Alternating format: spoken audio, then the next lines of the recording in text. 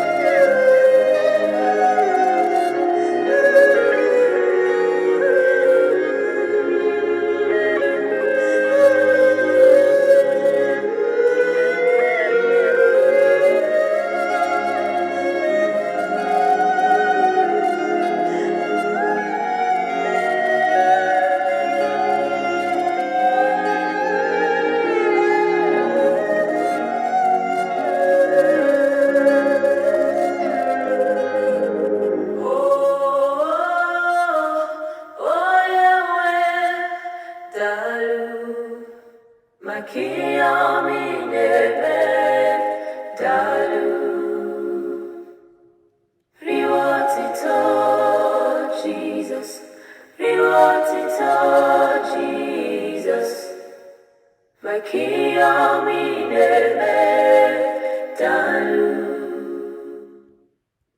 Seigneur notre Dieu, notre bon Père, nous te bénissons, Père éternel, parce que tu nous as rassemblés encore aujourd'hui.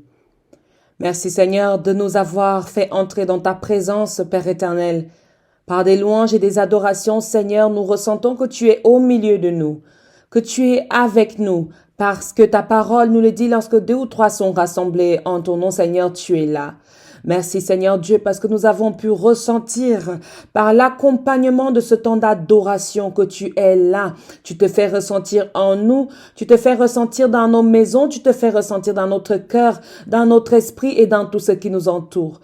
Gloire et honneur te soient rendus au plus haut des cieux Seigneur. Merci pour cette semaine, merci pour cette journée. Merci Seigneur pour ce temps de prière que tu nous permets d'avoir dans le ministère de la clinique spirituelle et au-delà Seigneur de ce ministère. Merci pour ta présence divine et agissante dans nos vies, dans le nom précieux de notre Seigneur Jésus. Éternel Dieu, nous savons que nous ne sommes pas dignes de nous présenter devant toi. C'est pourquoi nous nous repentons et te demandons, Seigneur, humblement pardon pour tout ce que nous avons pu faire, tout ce que nous avons pu dire, tout ce que nous avons pu penser, pour nuire à quelqu'un, pour faire du mal, pour nous moquer. À ce moment où nous nous sommes assis sur le banc des moqueurs, sur le banc des pécheurs, éternel Dieu, nous te demandons humblement pardon et nous revenons à toi parce que tu es notre Père. Lave-nous par le sang de notre Seigneur Jésus-Christ afin que dans la pureté, Père éternel, nous puissions profiter de chaque seconde avec toi pendant ce temps de prière et bien au-delà, Seigneur.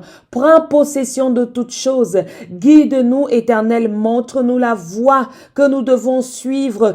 Et Seigneur, mets-nous dans une disposition parfaite, une disposition convenable pour que nous puissions prier, pour que nous puissions te présenter, Seigneur, les désirs de notre cœur. Éloigne de nous, Père éternel, tout esprit de déconcentration. Éloigne de nous, Père éternel, tout esprit, Seigneur, de perturbation. Éloigne de nous, Seigneur Dieu, tout esprit qui ne t'honore pas et qui serait en train de rôder autour de nous, rôder à travers les bruits, rôder même à travers les paroles des personnes qui sont auprès de nous, des personnes qui sont dans la maison. Seigneur, tout esprit ou toute chose qui n'est pas de toi et qui nous perturberait pendant notre temps de prière, Seigneur, nous parlons à cet esprit et nous lui demandons de quitter notre maison, de quitter cette voiture, de quitter ce métro, de quitter le lieu où nous voulons t'invoquer, ce lieu secret, Seigneur, qui est dans notre cœur. Éternel Dieu Tout-Puissant, nous te bénissons parce que tu mets autour de nous le calme nécessaire, le calme qu'il faut pour que nous puissions t'adorer, pour que nous puissions élever ton saint nom, élever, Seigneur, au plus haut des cieux ta bonté, ta gloire et ta magnificence. Éternel Dieu Tout-Puissant, envoie sur nous ton esprit de force, Esprit Saint, envoie l'ange de l'Éternel au milieu de nous, envoie ton autorité au milieu de nous, envoie ta vibration au milieu de nous, que toutes choses, Seigneur, que nous allons traiter, dire, parler, prêcher, partager ce soir, Seigneur, à ton peuple, soient ces éléments dont ils ont besoin pour être fortifiés, pour être restaurés, pour être renouvelés, pour être nourris dans leur spiritualité, dans le nom précieux de notre Seigneur Jésus-Christ de Nazareth. Éternel, mets dans ma bouche les mots qu'il faut afin que, Père éternel, ce message soit donné, Seigneur, dans la fidélité de ta volonté. Père, je te bénis pour tous les hommes et toutes les femmes de ce ministère de la clinique spirituelle et tous ceux-là qui nous reçoivent partout dans le monde. Je te bénis pour leur vie, Seigneur, et merci d'avoir permis que nous puissions nous rassembler. Merci d'avoir permis que nous puissions parler de toi encore ce soir et encore cette semaine. Merci d'être totalement, entièrement et de nous remplir pleinement, Seigneur, ce soir dans le nom agissant de notre Seigneur Jésus-Christ de Nazareth, que nous t'avons ainsi invoqué. Alléluia. Amen. Bien-aimés, nous ouvrons la parole de Dieu dans le psaume qui accompagne notre semaine au chapitre 59. Nous lisons ensemble le psaume 59. Au nom du Père, du Fils et du Saint-Esprit, il est écrit: Au chef des chantres, ne détruis pas. Hymne de David. Lorsque Saül envoya cerner la maison pour le faire mourir. Mon Dieu, délivre-moi de mes ennemis. Protège-moi contre mes adversaires. Délivre-moi des malfaiteurs et sauve-moi des hommes de sang. Car voici, ils sont aux aguets pour m'ôter la vie. Des hommes violents complotent contre moi, sans que je sois coupable, sans que j'aie péché, ô Éternel. Malgré mon innocence, ils courent, ils se préparent. Réveille-toi, viens à ma rencontre et regarde. Toi, Éternel, Dieu des armées, Dieu d'Israël, lève-toi pour châtier toutes les nations. N'aie pitié d'aucun de ces méchants infidèles. Ils reviennent chaque soir, ils hurlent comme des chiens, ils font le tour de la ville. Voici, de leur bouche ils font jaillir le mal. Des glaives sont sur leurs lèvres. Car qui est-ce qui entend? Et toi, Éternel, tu te ris d'eux, tu te moques de toutes les nations. Quelle que soit leur force, c'est en toi que j'espère. Car Dieu est ma haute retraite. Mon Dieu vient au-devant de moi dans sa bonté. Dieu me fait contempler avec joie ceux qui me persécutent. Ne les tue pas, de peur que mon peuple ne l'oublie. Fais-les errer par ta puissance et précipite-les. Seigneur, notre bouclier. Leur bouche pêche à chaque parole de leurs lèvres. Qu'ils soient pris dans leur propre orgueil. Ils ne profèrent que malédiction et mensonges. Détruis-les dans ta fureur. Détruis-les et qu'ils ne soient plus. Qu'ils sachent que Dieu règne sur Jacob jusqu'aux extrémités de la terre. Ils reviennent chaque soir, ils hurlent comme des chiens, ils font le tour de la ville, ils errent çà et là cherchant leur nourriture. Et ils passent la nuit sans être rassasiés. Et moi je chanterai ta force dès le matin, je célébrerai ta bonté, car tu es pour moi une haute retraite, un refuge au jour de ma détresse. Ô ma force, c'est toi que je célébrerai, car Dieu, mon Dieu tout bon, est ma haute retraite. Parole du Seigneur, nous rendons grâce à Dieu. Bien-aimés, je nous invite à partager la méditation de ce soir dans l'Évangile selon Jean. Nous allons lire ensemble dans le chapitre 14. Évangile de Jean, chapitre 14, nous partageons du 1er au 7e verset. Alléluia. Je lis la parole de Dieu encore au nom du Père, du Fils et du Saint-Esprit. Que votre cœur ne se trouble point. Croyez en Dieu et croyez en moi. Il y a plusieurs demeures dans la maison de mon Père. Si cela n'était pas, je vous l'aurais dit. Je vais vous préparer une place. Et lorsque je m'en serai allé et que je vous aurai préparé une place, je reviendrai et vous prendrez avec moi, afin que là où je suis, vous y soyez aussi. Vous savez où je vais, et vous en savez le chemin. Thomas lui dit, « Seigneur, nous ne savons où tu vas. Comment pouvons-nous en savoir le chemin ?» Jésus lui dit, « Je suis le chemin, la vérité et la vie. Nul ne vient au Père que par moi. Si vous me connaissiez, vous connaîtriez aussi mon Père. Et dès maintenant, vous le connaissez et vous l'avez vu. » Parole du Seigneur, nous rendons grâce à Dieu. Amen.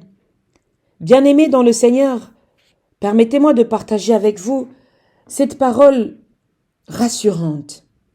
Cette parole que le Seigneur Jésus-Christ nous donne avec douceur, avec empathie, remplie d'amour. J'ai envie de dire que c'est ça le caractère de Jésus. C'est un monsieur, un personnage, un homme rempli de compassion, qui s'est énervé de temps à autre dans certains passages bibliques, mais avant tout, il est venu pour nous prêcher l'amour de Dieu. Et en le prêchant, il a été cet amour.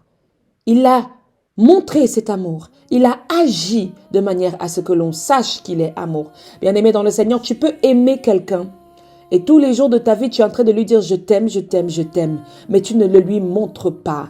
Alléluia. Le Seigneur Jésus-Christ nous le dit non seulement, mais il nous montre surtout chaque jour dans son parcours, dans son ministère, qu'il nous a aimés et qu'il est prêt à se donner pour nous, qu'il est prêt à se sacrifier pour nous. Dans le premier verset, il dit que votre cœur ne se trouble point. N'est-ce pas? C'est ce que l'on dit lorsqu'on a un partenaire, lorsqu'on aime son partenaire. On n'a pas envie que son cœur se trouble. On n'a pas envie qu'il soit agité. On n'a pas envie qu'il soit dans les problèmes. On a envie qu'il soit dans la paix. On a envie qu'il soit dans la sérénité, qu'il soit tranquille dans notre relation. Alléluia. C'est pourquoi dans cette relation que nous avons avec Jésus-Christ, il commence par nous dire que notre cœur ne se trouble point. Alors bien aimé, je ne sais pas si toi aussi tu as besoin de cette parole ce soir, mais je veux te le dire encore, que ton cœur ne se trouble point. Il nous dit, croyez en Dieu et croyez en moi. J'aime beaucoup ce verset, ce premier verset du chapitre 14. Se croyez en Dieu et croyez en moi. Crois en ce Dieu créateur qui a fait ciel et terre, qui t'a tout donné. Crois qu'il a formé pour toi des projets de paix et non de malheur. Et crois en moi qui suis là pour t'accompagner dans ta destinée, pour t'accompagner à le rencontrer, pour t'accompagner à le faire découvrir. Alléluia. Est-ce que quelqu'un me reçoit ce soir lorsque je partage cette parole avec vous, bien-aimés dans le Seigneur? La Bible dit encore dans le verset 2, il y a plusieurs demeures dans la maison de mon Père. Si cela n'était pas, je vous l'aurais dit. Je vais vous préparer une place. Je vais vous préparer une place. Le Seigneur Jésus-Christ nous fait preuve ici de beaucoup d'humilité, bien-aimé dans le Seigneur. Il est fils de Dieu. Et dans le royaume de son Père, il sait qu'il y a de la place. Et il est prêt à nous donner cette place. La place que nous ne sommes pas toujours capables de donner aux gens. La place que nous ne sommes pas toujours capables de donner à nos frères. La place que nous ne sommes pas toujours capables de donner à nos sœurs. La place que lorsque nous prions Dieu, nous ne sommes pas prêts à donner à notre prochain. Le Seigneur Jésus-Christ, lui, est prêt à nous la donner. Bien-aimé dans le Seigneur, sache que si toi, tu n'es pas prêt à montrer de l'amour, Jésus-Christ le montrera. Alléluia. Jésus-Christ fera voir l'amour de Dieu. Si ton cœur est trop dur pour pardonner, pour aimer, pour aller au-delà de ta chair, sache que lui, il n'a pas le cœur dur et il est prêt à te prendre même toi et cette personne que tu ne supportes peut-être pas. Alléluia. Il dit encore, et lorsque je m'en serai allé et que je vous aurai préparé une place, je reviendrai et vous prendrai avec moi. Amen. J'aimerais que nous allions au verset 4 si vous êtes avec moi. Vous savez où je vais, dit le Seigneur Jésus. C'est difficile, mais il nous le dit, vous savez où je vais.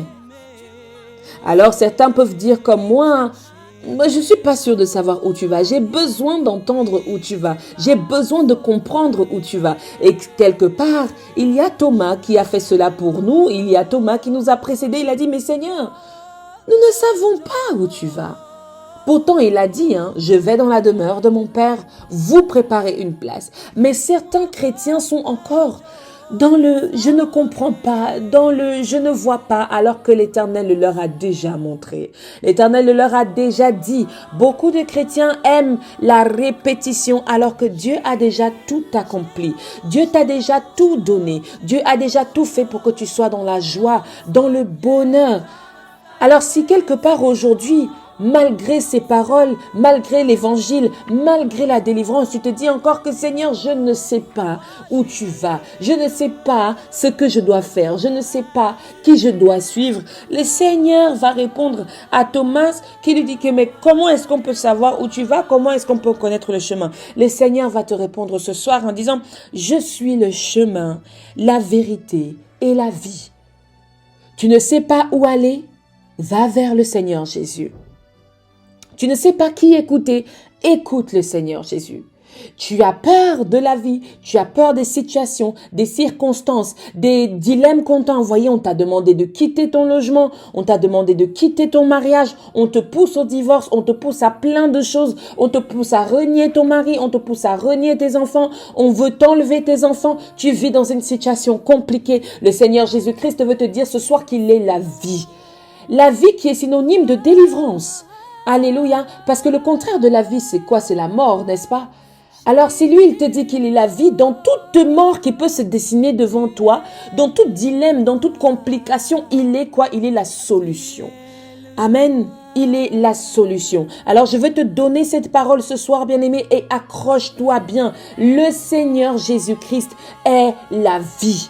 Dans tout ce que l'ennemi a déposé dans ton corps. Alléluia, on peut prier ensemble. Dans tout ce que l'ennemi a déposé dans ton corps, le Seigneur Jésus-Christ est la vie. Dans tout ce que l'ennemi a décrété, le Seigneur Jésus-Christ le renverse. Dans tous les pièges que l'ennemi a déposés sur ton chemin, le Seigneur Jésus-Christ les brise. Dans tous les pièges que l'ennemi a dressés dans ta destinée, le Seigneur Jésus-Christ les renverse. Car il est le chemin, car il est la vérité, car il est la vie. Là où on a dit que tu ne pourras plus te marier, là où on a dit que ton temps est passé, là où on a parlé, Seigneur, dans ta vie, là où on a dit dans ta vie que c'était déjà terminé, je déclare au nom puissant de Jésus-Christ que ce n'est pas encore terminé, car le Seigneur Jésus-Christ est la vie. Et c'est ce Seigneur Jésus-Christ que nous appelons ce soir, que nous appelons dans ta vie, que nous appelons dans ta maison, que nous appelons dans ton lieu de service, que nous appelons dans tes projets, que nous appelons dans ton voyage, que nous appelons dans tes études, que nous appelons dans tes différentes demandes, que nous appelons dans tes préparatifs pour différentes choses que tu as projeté de faire. Au nom puissant de notre Seigneur Jésus-Christ, je déclare la vie dans ta vie. Au nom de Jésus-Christ, je déclare la vie sur tout ce que l'ennemi avait tué en toi. Je déclare la vie dans tes finances.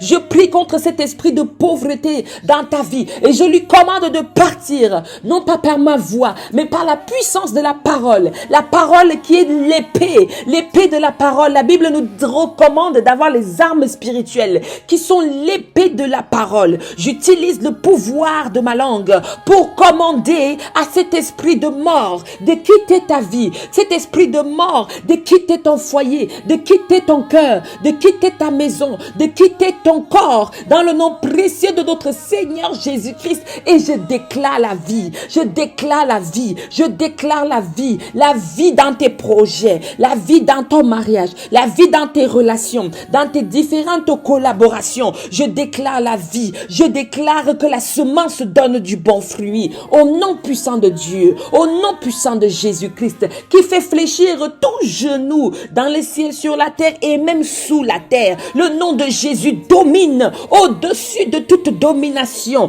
au-dessus de toute principauté, au-dessus de tout ancêtre. Le nom de Jésus-Christ est le nom de la victoire. C'est ce nom que je prononce dans ta vie. C'est ce nom que j'appelle dans ta vie. C'est ce nom que je proclame dans ta vie. Au nom de Jésus-Christ, la santé est ton partage. Là où les hommes ont dit que tu avais le cancer du côlon, que tu avais même le cancer dans ton corps, cancer du sein, là où les hommes ont dit que tu n'enfanteras pas, là où les hommes ont retardé ton mariage, là où les hommes ont pris l'intelligence de tes enfants, au nom puissant et agissant, œuvrant de notre Seigneur Jésus-Christ, j'utilise la parole du chemin, la parole de la vérité et la parole de la vie pour proclamer les vertus de ce verset biblique dans ta vie maintenant, au nom de Jésus-Christ de Nazareth.